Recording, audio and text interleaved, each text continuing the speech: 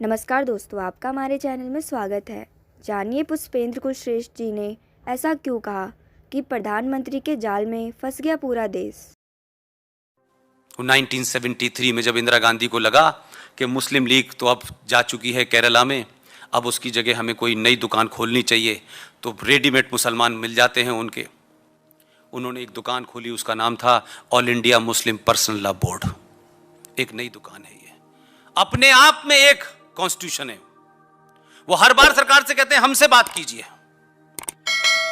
लेकिन मैं उनकी एक झूठ जिसे आप सब लोग सरे मंजर कोट कर सकते हैं, जहां अगर कोई मुसलमान भी बैठा होगा तो उसको भी शायद ये बात नहीं पता होगी, मैं उनको भी बता देता हूं। आप सबको पता है कि शाहबानो नाम की एक महिला थी जो 24 साल से तलाक मांग रही थी, शरीयत और कुरान की रोशनी में मांग रही थी, लेकिन इस देश के मुसलमानों के तमाम इदारों ने, मौलानाओं ने, मुफ्ती ने, हाफिज ने, किसी ने उसको इंसाफ नहीं दिया। देश की सुप्रीम कोर्ट ने इंसाफ दिया, तो उस वक्त के आधुनिक प्रधानमंत्री लोकसभा में 412 सीटें लेने के बाद भी उस कानून को पलट दिया कि उन्हें जिन लोगों को अपील करना था वो नहीं चाहते थे। सुप्रीम कोर्ट में जो एफिडेविट दिया गया है, मैं उस पर आना चाहता हूं। सुप्रीम कोर्ट में all India Muslim personal law board ने एक एफिडेविट दिया, और उस एफिडेविट में कुरान मजीद की जो आयत थी, कुरान मजीद में जो तलाक का सिस्टम बताया गया है, उसको ही टेम्पर कर दिया। मुसलमान पूछते नहीं है उनसे। मुसलमानों की दिक्कत यह है कि जो पढ़ गया है वो अपने आप को अलग कर लेता है, और दूसरे लोग छोटे भाई का पजामा, बड़े भाई का कुर्ता पहने हुए पूरे देश में जने क्या क्या बनाते घूम रहे हैं। कुछ उनसे कोई मतलब नहीं है। कुरान शरीफ सबने पढ़ा हुआ है, लेकिन भाई उसके मतलब तो बताओ कहां लिखा है। आपने क्या किया कि जिस आयत का हवाला देकर के सुप्रीम कोर्ट में आपने एफिडेविट दिया, उसमें क्या लिखा? उसमें लिखा कि कुरान मजीद में तलाक का जिक्र है, लेकिन ये तो ऊपर के लोगों के लिए है, नीचे वालों के लिए नहीं है। वाह वाह वाह वाह, ये झूठ all India Muslim personal law board में बोला। अगर 1% मुसलमान भी यहां कहीं हो और मेरी आवाज उन तक जा रही हो, गलेवान पकड़े जाके उन लोगों का जिन्होंने कुरान की आयत को टेम्पर कर दिया। आप तो कहते हैं 1400 साल पहले जो किताब आई थी उसमें जेर जबर नुक्ता नहीं बदला जा सकता। हम तो बदलते ही नहीं, हमारा तो कोई लेना देना ही नहीं उससे। लेकिन आपने सुप्रीम कोर्ट में झूठा इसलिए लगाया कि आपने कुछ सेटिंग कर ली थी सरकार से राम मंदिर के ऊपर। तो हमने कुरान की शान में गुस्ताखी नहीं की। हमने मोहम्मद साहब के दामाद को मारने वालों में हमारा कोई आदमी नहीं था, ना आरएसएस के लोग थे, ना बीजेपी के थे, ना इनकी कोई ब्रांच है सऊदी अरब के अंदर। तो मोहम्मद साहब के दामाद को किसने मारा? उनके नवासों को किसने मारा? और नारे तक भी अल्लाह अकबर कह करके लोग मार रहे थे। 3-3 दिन तक खाना नहीं दिया गया, हजारों लोग मारे गए।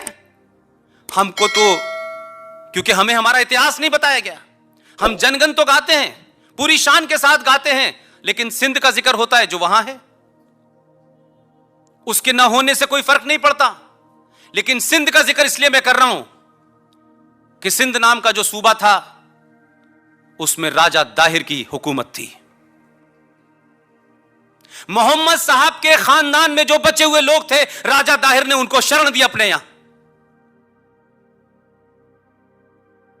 तो जो इस्लाम के नाम पर गैर मुसलमानों को मारने की बात करते हैं, काफिर को मारने की बात करते हैं, उनको हमारा एहसानमंद होना चाहिए। उस दौर में भी जब कोई वोट बैंक की राजनीति नहीं थी भाई, हमने अपनी 5000 साल पुरानी सभ्यता का परिचय दिया, और यह नहीं पूछा कि मोहम्मद के खानदान के लोग हैं, नवासों के नवासे हैं, उन सबको शरण दी, उनको बचाया। लेकिन 700 साल के अंदर इतिहास बदल गया कि बचाने वालों को मारा जा रहा है और मारने वालों को कहा जा रहा है ये महान लोग हैं। क्योंकि राजा दाहिर के बारे में इतिहास नहीं बताया जाएगा, क्योंकि इतिहास तो गांधी जी से शुरू होता है, नेहरू जी से होते हुए, इंदिरा गांधी से होते हुए राहुल गांधी पे खत्म हो जाता है।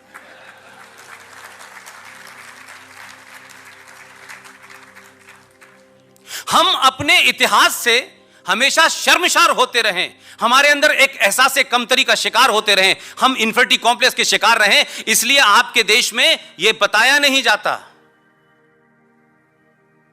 कि भाई इन 10-15 लोगों के अलावा भी कोई इतिहास था, 500 साल के अलावा भी पहले कोई इतिहास था कि नहीं था। और उसको तो छोड़ दीजिए, मैं उस पर जाता ही नहीं हूं। आप 43 से 48 तक का हिसाब इतिहास भी आपको नहीं पता है। हम आजाद हो गए हैं, जो कि एक बहुत बड़ा फ्रॉड है।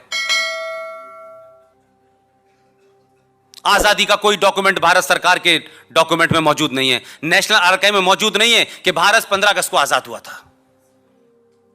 यह आजादी लोगों की लाशों के ऊपर मिली है, जिसे आप आजादी कहते हैं, जिसे आप जश्न मनाते हैं, क्योंकि आपने बंगाल के चौराहों पे, गलियों पे, रेल स्टेशनों में, बस स्टैंड के अंदर लोग लाशें ढूंढ रहे थे अपने बच्चों की उस दिन, जिस दिन दिल्ली के अंदर झंडा फहराया जा रहा था। पंजाब में क्या हो रहा था? 50,000 औरतों का रेप हुआ था, क्योंकि हमने दिल्ली के चारों तरफ चकाचौंध लगा दी और भारत माता की जय होने लगी और नारे लगने लगे, और उन्होंने अपना विजनरी लास्ट स्टेटमेंट दे दिया, जिसे सुन सुन के हम लोग इसलिए खुश होते हैं कि है तो हिंदुस्तानी लेकिन अंग्रेजी बड़ी अच्छी बोलता है। माफ कीजिएगा, हमने भी भूल की है बहुत सारी और होने दी हैं, और शायद यही वजह है कि 70 साल के बाद आपको अपने होने का बोध हो गया है। इसलिए देश का प्रधानमंत्री जिस जगह बैठा हुआ है, जिन हालात में बैठा हुआ है, ऐसा नहीं है कि सब कुछ उसके हाथ में है। सत्ता चलाना बहुत कठिन काम होता है। हमको लगता है कि हमारा काम पहले कर दे ताकि हम फुर्सत पालें, फिर घर चले जाएं। हमें कुछ वैसी जल्दी होती है जैसे नर्सिंग होम में डॉक्टर हमें देख ले, उसके बाद देखा जाएगा। उसने एक कहानी अपने मन के माध्यम से सुनाई आपको। पहली मन की बात में मैं इसलिए कह रहा हूं कि अगर कोई चीज है किसी की तारीफ करने वाली, तो उसको करने से शर्माइए मत कि यह कहने से लोग मुझे टैग कर देंगे। मैं जिस वक्त मैंने ये सब शुरू किया था, मैंने उसी वक्त तय कर लिया था कि बड़ी गालियां पड़ेंगी और लोग पॉलिटिकल इनकरेक्ट होने की जो मेरी आदत है, मैं वही रहूंगा। मैं पॉलिटिकल करेक्ट नहीं होना चाहता। मुझे किसी को खुश नहीं करना है, ना किसी पार्टी को करना है, ना किसी सरकार को करना है। मेरे लार्जर एजेंडे में ये राष्ट्र है, ये राष्ट्र रहेगा तो सब रहेंगे, नहीं तो कुछ नहीं है।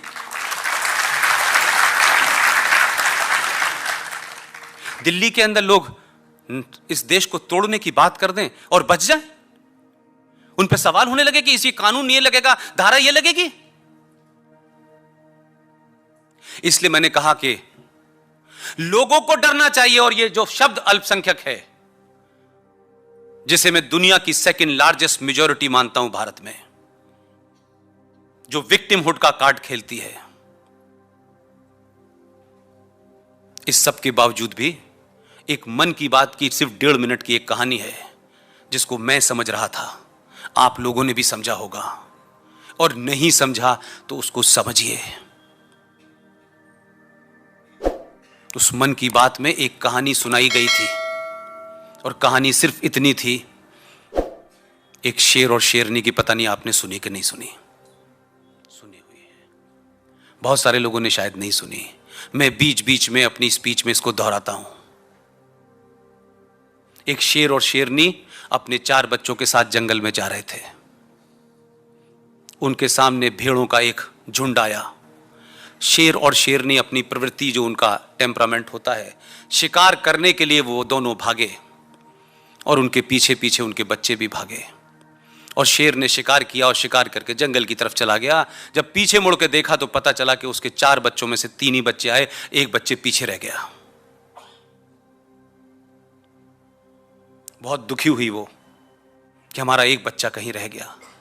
लेकिन सालों बाद 2014 को वो बच्चा दोबारा मिल गया। हुआ ये कि जब वो बच्चा रह गया वापस और जंगल से, जब दोबारा शेर शेरनी आए तो उन्होंने उसको देखा कि ये तो भेड़ों के बीच में रह रहा है। तो शेर से उसने बात की कि देखिए बच्चा तो हमारा लग रहा है। तो शेर ने कहा ये सेकुलरों के बीच में रह रहा है, अब इसको समझाओ जाके कि ये सेकुलर नहीं है। तो काफ़ी समझाया गया, काफ़ी जद्दोजहद हुई। वो बेटा कहने लगा नहीं मैं तुम्हारा बेटा नहीं हूँ, मैं तुम्हारा बच्चा नहीं हूँ। शेरनी ने बड़ा यकीन दिलाया, तब भी नहीं माना। लेकिन वो एक कुएं के पास उसको ले गई और फिर उसने अपना चेहरा दिखाया, फिर शेर अपने बच्चे का भी दिखाया और उससे कहा जैसा तेरा चेहरा है वैसे ही मेरा चेहरा है।